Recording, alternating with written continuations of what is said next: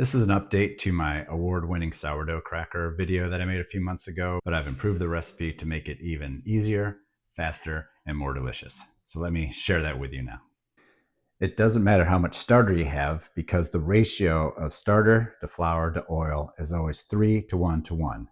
Put a big bowl on your scale and measure how much starter you have. You can see I have 132 grams, so divided by 3, that's 44 grams of flour and 44 grams of oil. But if it's not exactly divisible by 3, that's going to be okay. Just round and do your best. It really doesn't matter that much. I'm going to put in 44 grams of oil. I'm just using vegetable oil, but you can use whatever kind of oil you want. Combine it all together. And there's no need to let this mixture rest. It's not like gluten's going to form or anything. So I'm going to preheat my toaster oven to 325, and I'm going to set the timer for 20 minutes, but that's just an estimate. We got to keep our eyes on it.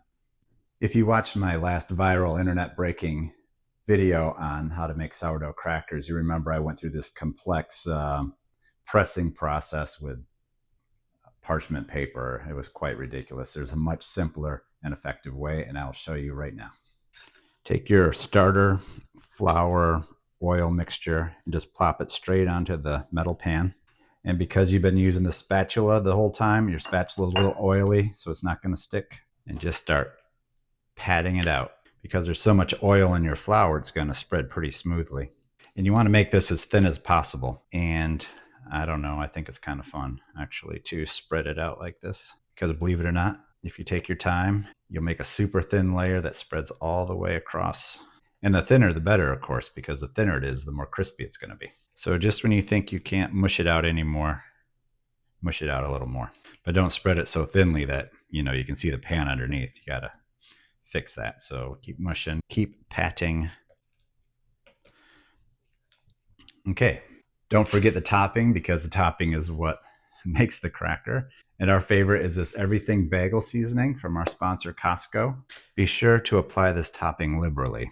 I want free health care. And this is your chance to pat it down just a little bit more. Just mush this topping into the dough. Now we have the option of scoring these crackers so that when it cooks, you'll have nice square crackers when it's done. But I just like to leave it like this and break it at my own leisure. And of course, you want to turn it around halfway through. I almost remembered to flip it halfway through. Let's see how it's doing. Getting there. Can you hear it sizzling?